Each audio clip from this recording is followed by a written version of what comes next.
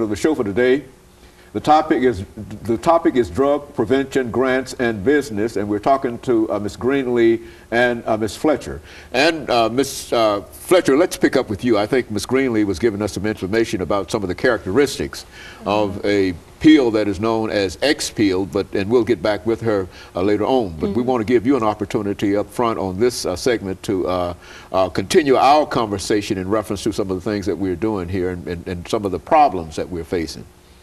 Well, I think a great deal, just as Clemmy has talked about, we need to talk more about the issues that our young people face and actually give them a voice, instead of always talking at them, talk to them, talk with them, having those conversations that they're letting us know the things that impact them. It's like getting to the root of what the things that they may be facing. Sometimes we can think that economic issues are up here, but in reality we don't know from a day-to-day basis how it makes a young person feel and how it impacts their emotions and things of that nature. So a lot of what we do and a lot of what we talk about even in joining forces is to not just talk about what's happening and what's going wrong, but actually giving them an opportunity to help with the solutions.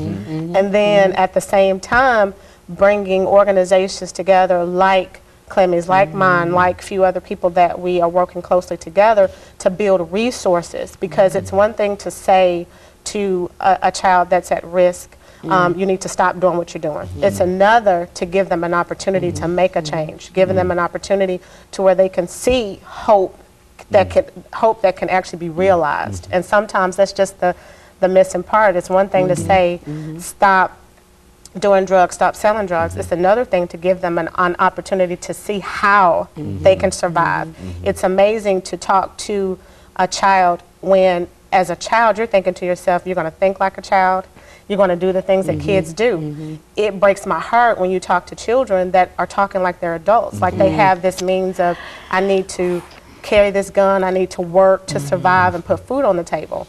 Okay, as a child, I look to my mom and my dad to do that, but we have kids nowadays carrying on adult issues, and then you have to stop and ask yourself why. And a lot of what we're doing is to come to that reasons why, but then at the same time, flipping it to where it's not just mentoring kids from here down, but they're teaching us some stuff. Well, one of the things that I'd like to push this as a point here, because this is the second part of that topic, and that is the grants. Now, let's talk about some of the grants that, some of the resources that are available to help fight this violence, drugs, or whatever. What are some of the grants that are available, and where do you get these grants from? Well, the majority of the grants that help fight the violence and the prevention is coming from CDC, the juvenile court, the health department, and it's not easy to get. You have a category of people that can really apply for the grant. Now, along myself, I have applied for it, and I haven't got the one that I really want to get. But you really have to have it's not what you call stereotyping, but you don't really have the mindset of peoples that's around your table that really just qualify for writing what you want to write. You have to be careful. Like, just say what I want to write my grant for is grassroots. Okay. I want to start from the grassroots and go to the projects, to the hood, and do my work. I don't want to start my work in a public school or a corporate business. And so I won't qualify for that. Because for one, the reason I won't qualify for it, because they'll be too scared that I am going to clean up the projects. I am going to clean up the hood. Well, why would that? Would that be? They would object to that? I mean, oh yeah, come on. I mean, explain that to me. You're giving me. You want to give me these grants. If you're giving these grants to these corporate businesses. The corporate businesses are they got $1.5 million to clean up the streets to stop the violence. Well, you got what, from 8 to 4 to do that. 8 o'clock in the morning to 4 o'clock. And you're doing it behind the desk and you're doing it behind the computer. And then you're closing up. So you're not cleaning up nothing. So that means you ain't gonna never meet the numbers that you're supposed to meet, and you'll keep on getting that grant. You get that grant to me, then I'm cleaning up the streets 24/7. Well, then I done cleaned up the streets in 6 months. Now you're not gonna give me that grant back because now I done stopped the system's money. I done stopped the government's money that they're putting behind, because wait a minute, she actually cleaned up the street for real. She actually came into school and cleaned it up for real. Now we can't give her that grant, but you're gonna keep giving it to the corporate business, because you know they can't. They're not even finna come to the hood. They're not even finna come and sit in this gang banging territory with me. But you just got this $1 million grant.